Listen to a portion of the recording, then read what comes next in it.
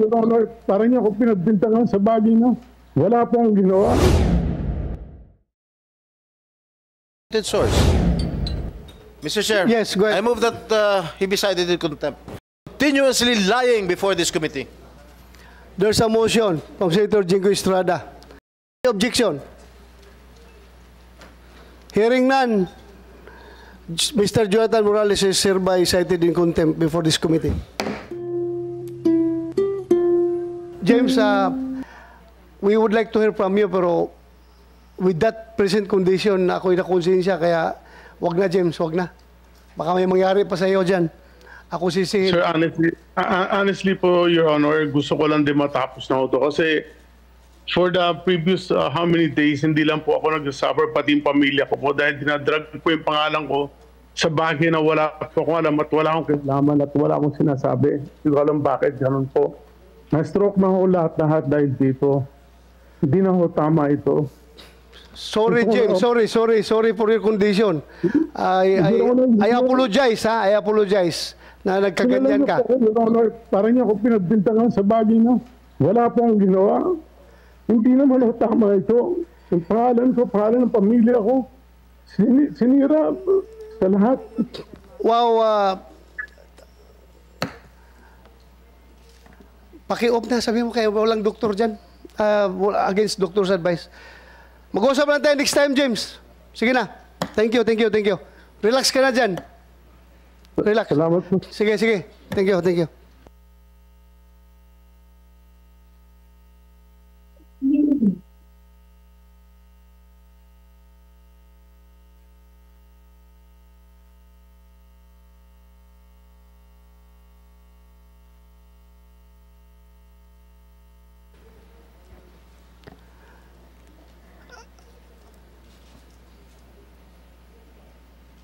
Senator Jinggoy, you want to continue? Resume muna. Session resumes. Senator Jinggoy, you have the floor. Mr. Chair, gusto ko sana magtanong pero lahat ng lumalabas sa lahat ng sinasabi ni Agent Morales pawang kasinungalingan. Susunod na tanong ko, magsisinungaling na naman. So, ano po mahihita natin dito sa polluted source nito? Okay, last question, Mr. Senator Jinggoy, before you continue, I just would like to put on record that this committee assumed a while ago that he was under doctor's advice to go on online attendance to this hearing. But unfortunately, ngayon mo lang sinabi na wala palang advice ang doktor, kaya as chairman, I have to rule not to continue with the questioning of James Kumar because of his condition. Kung may mangyari, ako pa mananagot. Ha? Just for the record, baka sabihin nila, hindi pinakinggan ni Bato yan kasi gusto pa i-drag pang investigation ng mahaba. No! Ako gusto ko ngayon na. Ikaso lang with that condition. Napaka-heartless naman natin na tao. Napaka-heartless ko naman na chairman kung tutuloy-tuloy ko yan. Kung may mangyari dyan. Kaya yun lang, for the record. Senator Jinggoy, go ahead. Thank you. Last question, Ginong Morales, ha? Bibigyan na ulit kita. Yes, Mr. Chairman. You said you complied with all the requirements. Am I correct? What kind of compliance did you do? Lahat po, including po yung mga clearances, Your Honor. Your Honor, Mr. Chairman, bagamat irrelevant po yan dito sa, sa ginagawa natin investigasyon. Your Honor, for the record, ito ano ibig sabihin irrelevant? Ano ibig sabihin irrelevant? Yung pong tinatanong ni Senator Jinggoy Estrada. Your Honor, ako po ay resource person. At ako po, nandito po, patungkol lang po doon sa aking personal na kaalaman, kaugnay nung kasong nahawakan ko noong 2012. Katunayan, Your Honor, may banta sa buhay ko. Napanood naman po natin sa video. Nagkulang nga po tayo ng imbitasyon. Dapat lahat ng mga tao na binanggit doon sa video na napanood natin dito, kasama ang First Lady, Luisa Araneta Marcos. Nagtatanong po ako, bakit hindi po siya naimbitahan? Kagaya po, nakikita rito, Your Honor. You are now questioning the wisdom of this committee. Kung gano'n ang line of thought mo. Mr. Chairman. Listen, Senator Chis, go ahead. Mr. Morales said repeatedly that he is only a resource person. As the chairman said, sir, hindi po nyo ito party, hindi po kayo at wala kayong karapatan mag-imbita ng kung sino gusto nyong imbitahin. Pangalawa po, tinatanong po kayo ni Senator Jinggoy ng tanong, ang sagot lang po naman, oo, hindi totoo, hindi po irrelevant, hindi po nyo kapasahan bilang resource person lamang. Kung relevant o hindi, pwede kayo magsabing, I invoke my right to remain silent, I invoke my right against self-incrimination. Karapatan niyo po lahat yun. May abogado naman kayong katabi. Pero hindi po para sa inyo na pagsabihan ng miyembro ng komiteng ito na irrelevant yung kanyang mga tanong. Sagutin niyo na lamang po na ayoko pong sagutin. Ganun, tapos. Para hindi na po tayo magtagal masyado. Yes, that's true. Sinabi ni Senator Chis, you can invoke your right against self-incrimination if you don't want to answer the question. Kung ayaw mong sumagot, then bahala ka. Pero kung gusto mong sumagot, please give us the correct answer and the truthful answer. Yun lang ang pakiusap natin. Yes, Mr. Yes. Chairman. Thank you. Mr. Chairman, ito po yung patawarin niyo po ako dun sa Pero ito po bilang investigador. Marapat lamang po na ipatawag kung sino-sino yung mga tao na nabanggit doon sa video. Napakaseryoso po, Your Honor. Yung sinasabi na papatayin yan. Kausap po ni Eric Santiago si Romy Enriquez at ito po ay rumihistro doon sa CCTV sa kuha ng video. Ang sinasabi po, papatayin ako. Hindi po ako manok, hindi po ako pato, tao po ako na sinasabihan na papatayin yan. Ngayon, Mr. Morales, yes, Your Honor. you don't need to lecture that before this committee because the video speaks for itself. Nakita natin yung video. At ako'y naniniwala sa nangyayari doon sa video na yon. You even take the risk of being charged for violation of that Data Privacy Act sa ginagawa mong yan. But still, you continue presenting it to this committee because alam mong importante yan. Ako'y naniniwala na importante. Ako'y naniniwala, hindi ako nagpapabula. Kaya nga, kinuntem ko ito si Picoy Santiago dahil hindi ako nagpapabula sa kanya na yun ay katang-isip lang niya. Ang katang-isip na sinasabi niya is only an afterthought, palusot, dahil nga kitang-kita dito sa video na pinapakita mo. Mabuti yung klaro tayo dyan. Yes, thank you, Mr. Chairman. Kagaya po niyan, wala po sanang negotiation na gagawin. Kung wala pong... Please, na lang. You just answer the question of Senator Jinggoy. If you don't want to answer, tell him. Tell this committee that you don't want to answer. Please, Senator Jinggoy, please continue. Huwag ka muna mawala ng gana magtanong, Senator Jinggoy. Tuloy mo lang. Talagang nakakawalang gana pa rin kasi sinungalingan, Mr. Chair. But at any rate, Mr. Chair, kasi tinanong ko regarding the PDS, noong last hearing ko pa tinatanong sa kanya about his PDS, if he misrepresented himself. Ang lagi niya sagot, no. Pero contrary to what is written sa kanyang PDS, sa kanyang personal data sheet. Ngayon, meron siyang sinasabing mga I complied, meron siyang compliance. Ano yung compliance na ginawa mo? Yun lang naman tinatanong ko. Your Honor, nasagot ko na po noong nakarang hearing, na-comply ko na po lahat ng hinihingi ng recruitment committee, kaya po nila ako tinanggap. Yun lang po, Your Honor, Mr. Chairman. Medyo may kalayuan po yung kasagutan nyo, Ginoong Morales, kasi tinatanong ko sa inyo, whether you complied or not dun sa hinihingi sa'yo ng PIDEA, ang tinatanong ko, if you misrepresented yourself. Dahil nga, taliwas sa sinagot mo dito sa have you ever been charged formally or have you ever been dismissed? Sinabi mo no. Pero katunayan nga, na-dismiss ka sa PNP at you have a string of cases filed against you. Your Honor, na-comply ko na po lahat. Ang recruitment committee po. Sadali lang ha. Sagutin mo tanong. Ako naniniwala ako na comply mo lahat dahil hindi ka ma-appoint kung hindi mo na-comply requirements. Yes, Mr. Chairman. So bakit mo pa ulit-ulit na na-comply mo? Ay, na-appoint ka na nga ng PDEA. Meaning, Hindi naman suruta nga ang PDEA na i-appoint ka kung hindi mo comply lahat ng requirements. Ang tanong lang ni Senator Jinggoy about that PDEA is the truthfulness, yung denial mo na please answer the question. Wala naman. Focus on the question. Your Honor, wala pong denial. Dahil lang, Jonathan, wala naman problema kung na-comply mo o hindi. That is beyond the point. Ang tinatanong ko, simple lang naman, did you misrepresent yourself sa PDEA nung doon sa iyong personal data sheet? Yan lang naman tinatanong ko. Yes or no? Ang sinagot mo, no. Kanina, sinagot mo, no. Am I correct? Yes, Your Honor. Pero the PDEA says otherwise. Oh, sino pa rin wala ko? Yung documentary evidence o yung kasagutan mo? Your Honor, may mga ano po dyan. Kaya nga po meron sinasabing na comply. Kasi may mga hiningi po sa akin. Yun po yun. Yung sinasabi po nyo na yan, na-comply ko po yung mga lacking requirements na hiningi ng PDEA. Yun po yun, Your Honor. Maliban dyan sa sinasabi nyo na yan, hindi ko na po alam.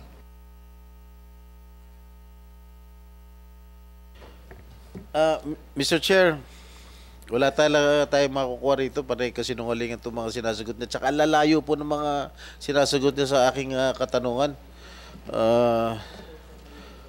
Hindi ko na pa alam kung yung mga susunod mga katanungan ko kung talaga magsisinungaling pa rin to, hindi. So it's useless talking to this guy. He is a polluted source.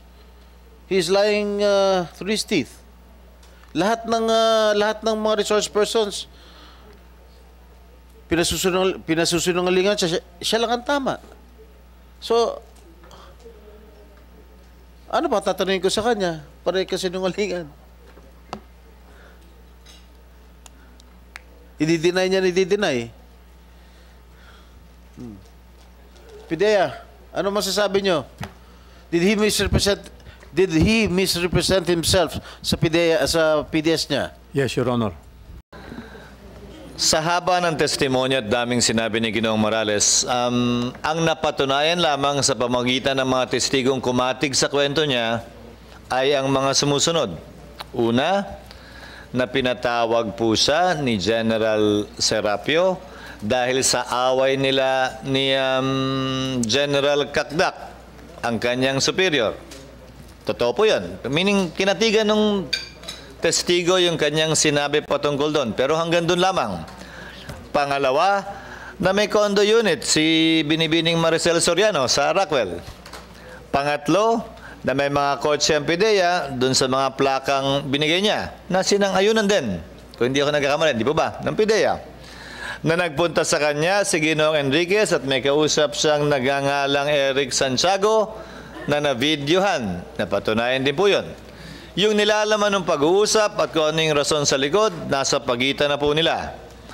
Nakakalungkot lang nga na yung standard na ginagamit ni Ginoong Morales na dapat gamitin daw sa kanya ni Senator Jinggoy, ayaw niyang paggamit, hindi niya sinusunod sa committee ito matapos ang mabigyan ng buong laya na magsalita ng ilang oras itong nagdaang 2-3 pagdinig. I'd like to close, Mr. Chairman, by taking advantage of the presence of Secretary Coy. Sir, kindly submit to the committee, ano-anong klaseng drug test ba ang ginagawa ng kada ahensya ng gobyerno, dahil galing po sa inyo yung policy, para sa piloto, sa driver, di ba ba, professional driver's license, sa firearms, una. Pangalawa, pakisubmit din po sa amin kung ano ang inventaryo ng mga test na meron po ang iba't ibang ahensya, kabilang ang customs, kabilang ang immigration, ng pag-test na drugs. Baka mamaya, gaya ng sabi ng nakarang hearing, puro marijuana at sabu lang yan, pati sa customs at sa immigration. Hindi natin alam kung may nakakapasok na iba't ibang uri ng mga droga. At panghuli po, pakibigay sa amin kung anong available sa merkado para sa budget deliberations at nasa ilalim yan ng komite ni Senator Bato. Ano-anong klaseng test pa po yun nandyan? May test po ba na kayang malaman kung 1 taon meron o hanggang 1 linggo lang o 2 linggo? Di ba ba may mga ganon? O hanggang 1 buwan lang? Magkakano ba yon? Ilan ba binibili natin kada taon para sa taunang budget? Pag pinag-usapan, mailagay na po namin doon para hindi naman yung tila, yung sabo at marijuana lang ang palagi natin tinetest at hindi iba't ibang klaseng droga. Sir? Yes, Your Honor. We'll comply. Maraming salamat po, Mr. Chairman. Sana maging bahagi po yun ng pag-uulat ng Yes, report ng komite. yes, thank you, Mr. Senator Chairman. Chis. Thank Thank you. you, sir. Please submit to this committee, sir. Yes, Your Honor. We'll go. Thank you. Senator Jinggoy, if you don't have any more questions, then we can, Hindi, si PDEA na lang. yeah, go ahead. Ano pangalan niya? Director Lasso. Okay, nung tinanggap niyo siya sa PDEA, sinabi niya nag-comply din siya. So, kung ano yung mga compliance yung sinasabi niya. Didn't you check his PDS? Yung personal data sheet bago niyo tinanggap? Sir, again, Your Honor, I was not yet the PDEA chief at the time that he was applying. But Okay, who is qualified to answer my question?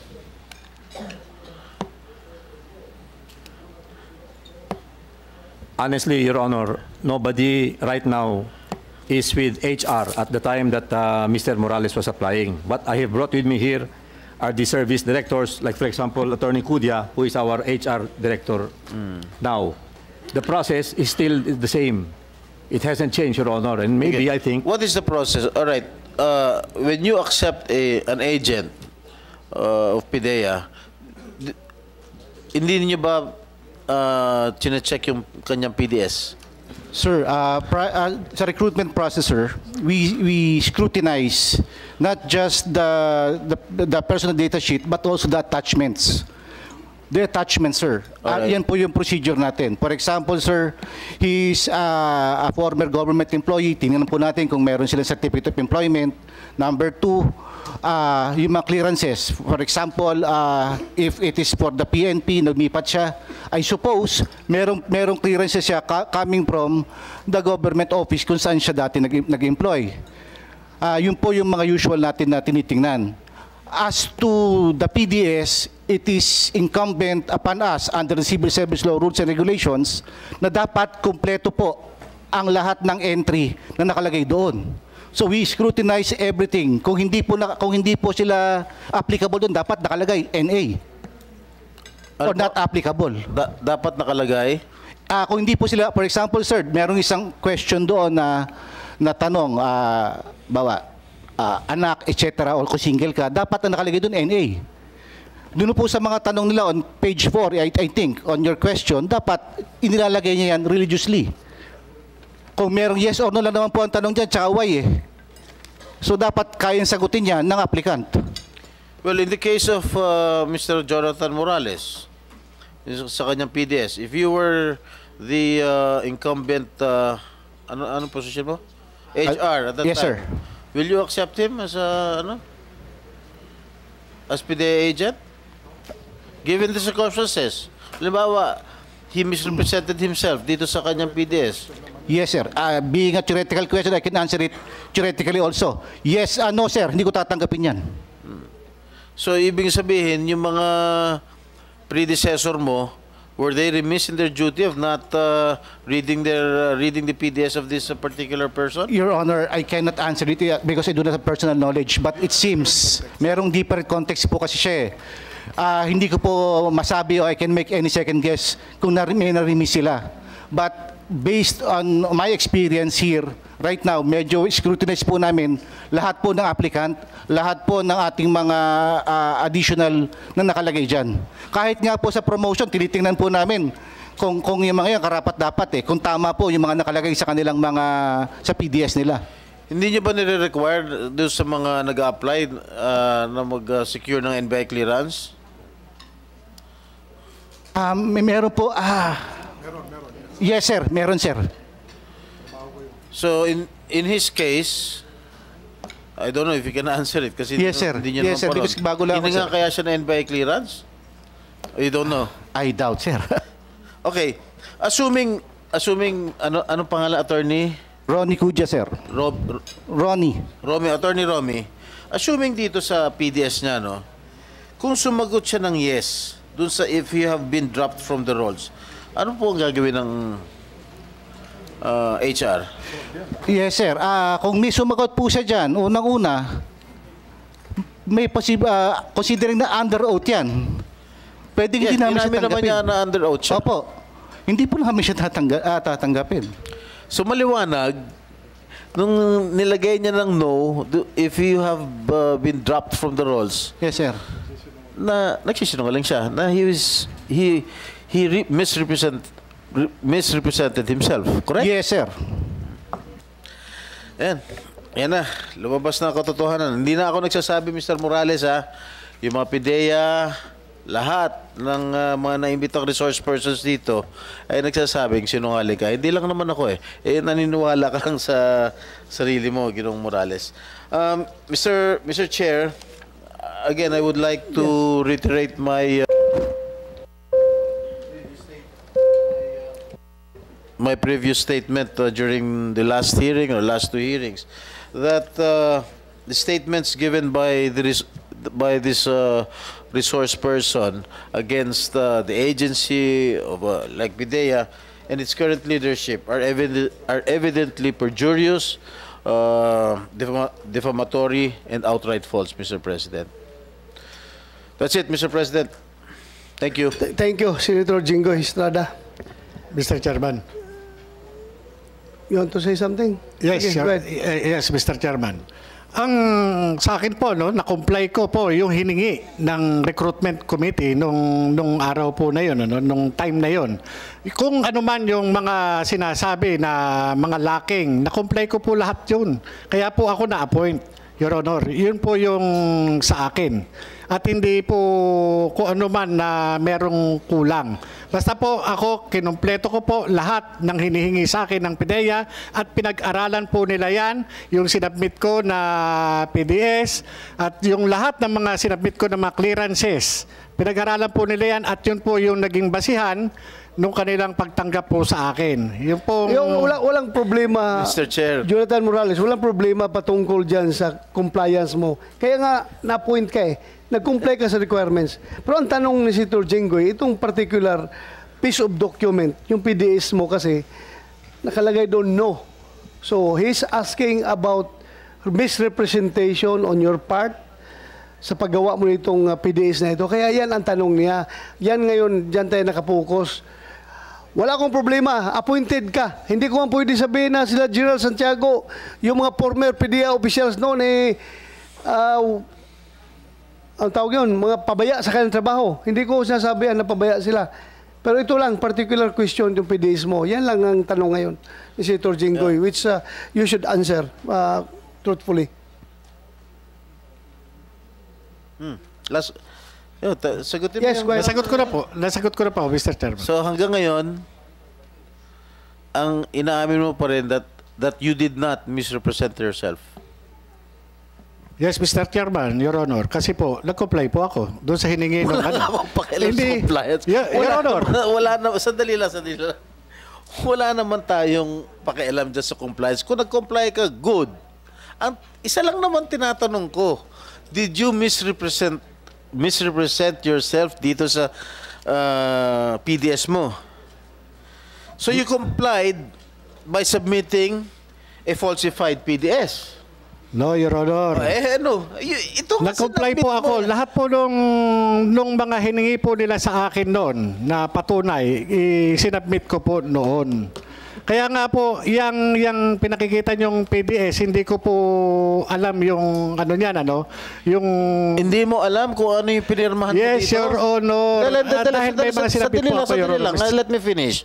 You mean to say, you are denying what is written here in the PDS?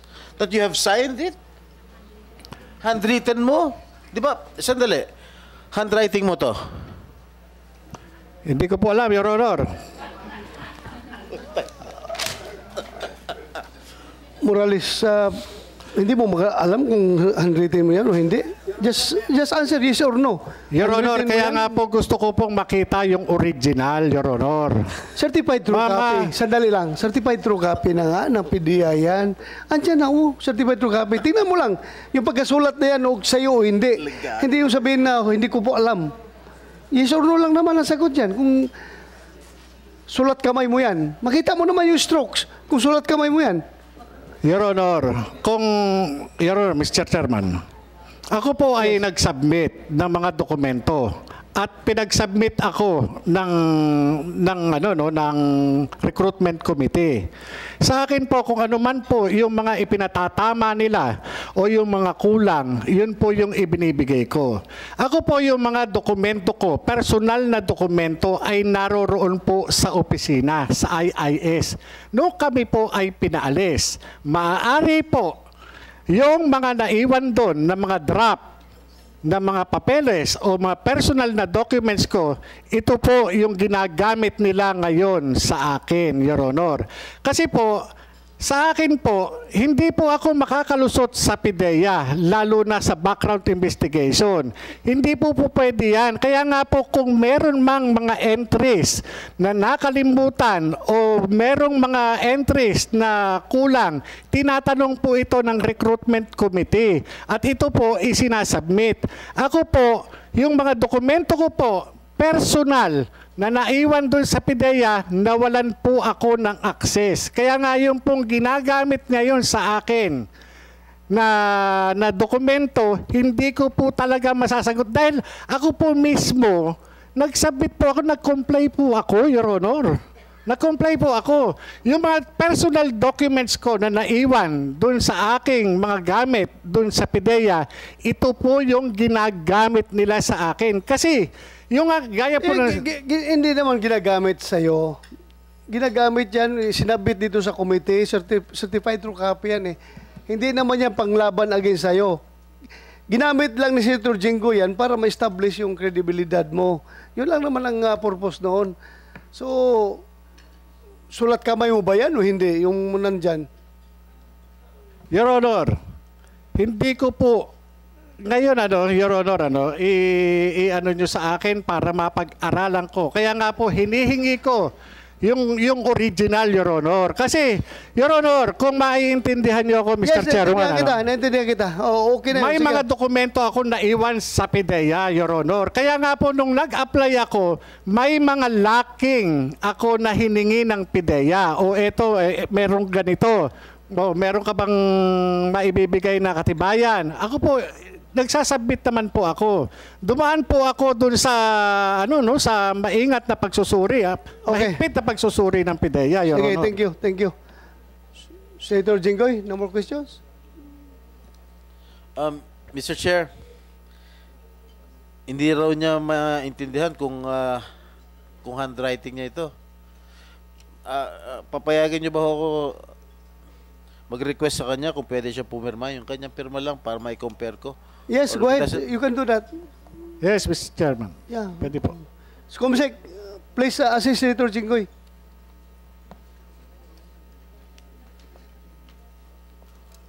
I would like to acknowledge the presence of Senator Bongo. Thank you, Your Honor, for coming. You want to... Later. Okay, thank you. Magandang umaga po sa inyo lahat. May hearing din po ako, Mr. Chair, sa Committee on Health. Ayun po, ongoing rin po. Pakita lang ako dito sa iyo as a Vice Chairperson. Mr. Chair, I was informed by the lawyer of Mr. Kumar that the doctor of Mr. Kumar has already gave permission for him to testify virtually, if you will allow it. But I have reservations, Senator Jinggoy. Yes, sir. Please understand my position na ang pakitingnan na nasa hospital bed siya, ini-interrogate natin, tinatanong natin ng mabibigat na questions. Ayaw ko po. Okay. Kaya pasensya na kung I appreciate his interest to be present online. But I don't want this committee to take part in the deterioration of his health. Despite doctor's advice na okay na siya, hindi ko muna makonsensya. So, hindi muna natin siya tanungin. Thank you, Mr. Chair. I bow to the decision and the ruling of the Chair, Mr. President. Thank you. Mr. Chair. Okay, Mr. Chair. Ang nagbigay na ng pirma si Mr. Morales, okay? Mukhang malayong-malayo sa pirma niya rito sa PDS. Okay? dito, yung stroke ng kanyang pirma sa PDS, medyo may pabilog-bilog. Dito, initial na lang. Short version.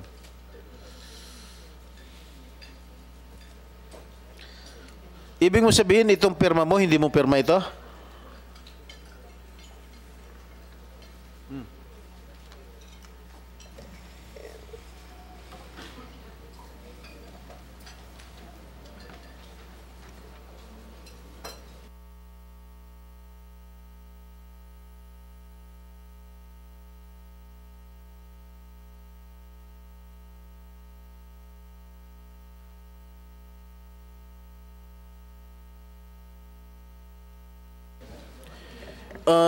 Mr. Pidea, Director Lasso. Your Honor. Sandali lang, excuse me. Director Lasso, bukod dito sa PDS, meron pa ba kayong ibang dokumento na meron siyang pirma?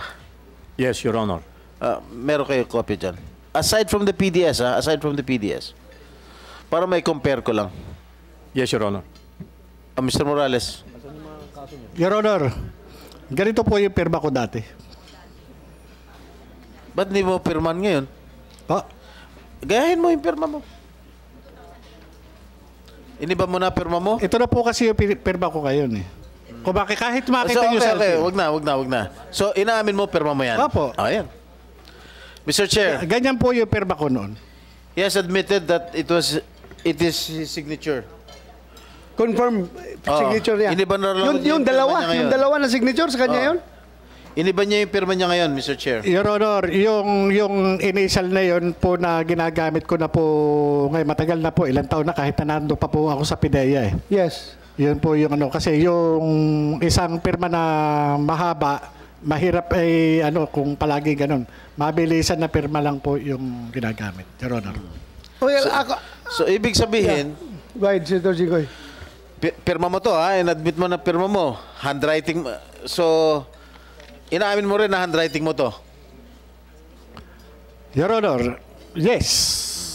Kanina sabi mo. Hindi, ngayon ko lang po talagang tinitigan, Your Honor. Your Honor. Kanina ko pa nga tinatanong sa'yo. Kanina pa nasa iyo to eh. Ngayon, inaamin mo na. Kanina hindi mo inaamin. Ano sagot niya kanina? Hindi ko po matandaan kung handwriting mo to. Ngayon, natandaan mo na handwriting mo. Mr. Chairman. Yes, go ahead.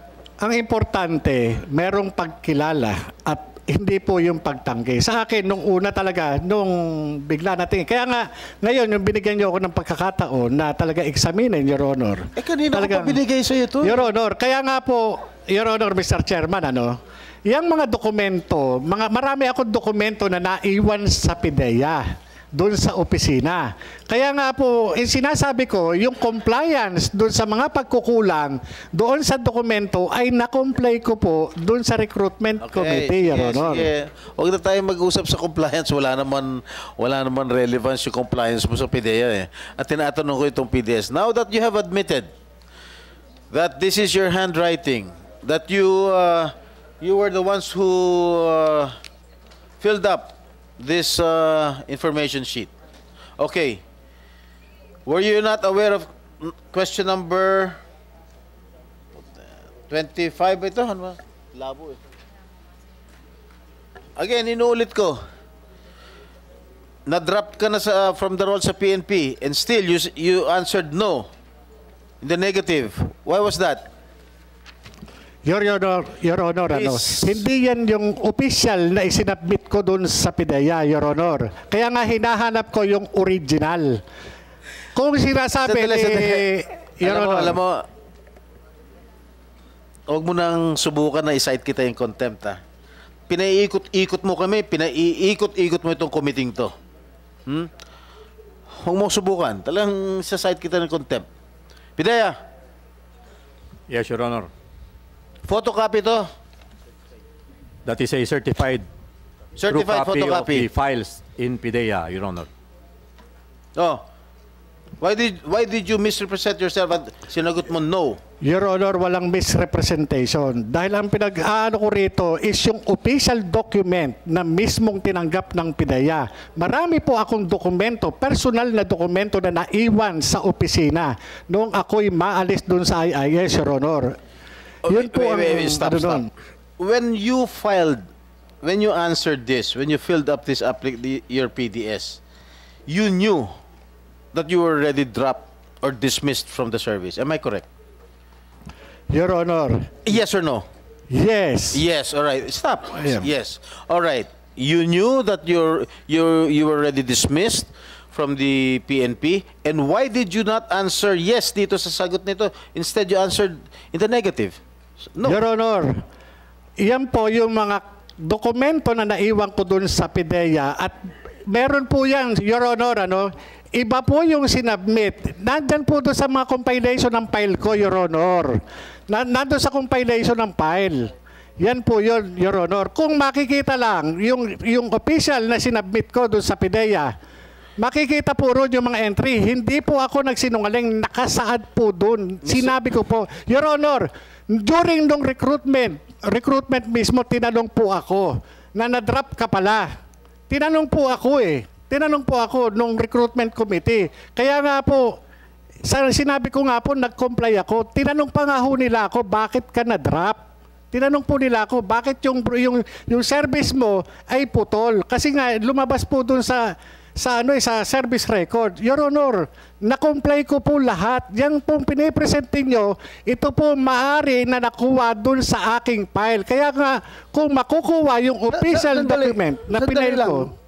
Nakuha sa file mo. Yes, Your Honor. Paano kung nakuha sa file mo? Bakit sila nagpirma na certified true copy? Yung nga po, sir, Your Honor, hindi ko... Sandali lang. Mag-certify sila ng true copy based on their own files, hindi on your personal file. No, Your Honor. Ito, Your Honor, yung mga document na personal file ko na nandun sa PIDEA na naiwan. Kaya nga kung ang pagbabasihan natin, Your Honor, yung mismong official document na isinubmit, yun sana ang ipakita. Hindi yung ito lang na, Your Honor, na kulang. Talaga kung magkakaroon po ng kukulang yan, kaya nga po ako natanong ng recruitment committee. Sige, sandali. UPDA. Paano yan? Saan galing yung authorized, yung certified true copy nyo? From your own file o personal file niya? Sir, on the file, on the documents on file with the Human Resources Management Service, Your Honor. So, okay. So, official file ninyo yan? Yes, Your Honor. Hindi yan yung personal file niya na nakuha daw ninyo? Yes, Your Honor. We do not have any knowledge of any personal file as far as the HRS is concerned. So, that is official file? Yes, Your Honor. Okay. So, Your Honor, Mr. Chairman. Galing sa ang recruitment, Your Honor, Mr. Chairman, ang recruitment process po sa PIDEA, merong minutes of the meeting yan. Nandoon. Meron po yan. Kaya ako po, Your Honor, ako po ay binigyan ng pagkakataon, Your Honor, sige, na... Bigyan kita ng pagkakataon. Sige, tuloy mo. Your Honor, binigyan po ako ng pagkakataon na sumagot doon sa mga katanungan ng recruitment committee. Kaya nga po ako, sinasabi ko, nag-comply po ako dahil nga yung po yung nangyari po noong nagkaroon ng recruitment, Your Honor. Kaya nga, wala mag-question dyan sa compliance mo. Kaya nga na-point ka. Ang tanong lang itong document mo na PDS, yan ang tinatanong ngayon ni Senator Jinggoy. Bakit ka nagsabing no na hindi ka na-dismiss from the service? So yan lang ang simpleng tanong. If you can provide correct explanation, bakit ka nagsabi dyan na no, then maybe this committee will agree with you. Pero kung wala kang mabigay na maganda explanation, kung bakit ka naglagay dyan ng no instead of NA. Halimbawa, kung alanganin ka, not applicable. Ganun na lang. No, Your Bakit Honor. no ang nilagay mo dyan? Yung paglalagay ng no na yan, hindi ko po yan nilagay, Your Honor. Sino naglagay? Sandali, sino naglagay yan? Wala po akong nilalagay na ganyan, Your Honor. Ako po, pagka ganyan, yung mga entry po na ganyan, hindi ko po sinasagutan, Your Honor. Kahit in A, sandali. Yung po, Your Honor, Mr. Chairman, yan po, kabilang dun sa aking mga personal file. Kaya nga po nung sinasabi ko nga po, nag-comply ako dahil hiningi po sa akin. Sa katunayan nga po, hiningan po nga ako ng kopya ng service record ng recruitment committee. At dun po, nakalatag po lahat ng aking mga ayun sa serbisyo. Imposible po na papayag ang PIDEA ng mga ganyang entry, hindi po yung ganun. Your Honor, Ako po, dumaan ako sa recruitment process. Mahigpit na recruitment process. Ulit-ulit na yung dumaan ka sa recruitment process eh. Yun po yun, Hindi, Mr. tanong ko Chairman. lang sa'yo, ibig mo sabihin, hindi ikaw nag-check nitong no? Ha? Ibig sabihin, hindi ikaw nag-check nitong no na tinanong sa'yo, have you ever been separated from... Yes, Your Honor. Hindi ikaw nag-check Hindi ng po, no? Your Honor. Hindi po, Your sinungaling Honor. talaga ito. Kaya nga, Your Honor. Mr. Chair, sandali Mr. lang. Chairman. Mr. Chair, tinanong ko kanina kung pirma niya ito. And he already admitted na pirma niya ito. Tinanong ko rin kung handwriting na ito. First question, kanina tinanong, is this your handwriting? Sabi niya, hindi niya maalala. Nung present ko ulit yung kanyang, itong PDF sa kanya, pinag-aralan niya, inamin niya na handwriting na raw niya. Now, he is denying na hindi niya sinagot itong isang question. Eh, sino naglagay ng no? Multo? Your Honor, ito no, yan yung mga naiwan ko ron. Did you, Pidea. Pidea. Pidea. Sila may galing, sa kanila galing yan, Your Pidea, Honor. sa inyo raw galing to, kayo raw nag-check nung fill in the blanks nito. Your Honor, I am not Jonathan Morales. PIDEA is not Jonathan Morales. Mr. Chair. Mr. Chair. Yes, go ahead. I move that he be cited in contempt. There's a motion. For continuously lying before this committee. There's a motion from Senator Jingo Estrada that the resource person is cited in contempt. Any objection? Hearing none, Mr. Jonathan Morales is hereby cited in contempt before this committee. Bring him down. Mr. Chair, please instruct the Sergeant at Arms. Sergeant at Arms, siguruhin nyo hindi magkasamang kwarto yan dalawa, ha? Hiwalay. Thank you, thank you. Hiwalay sila.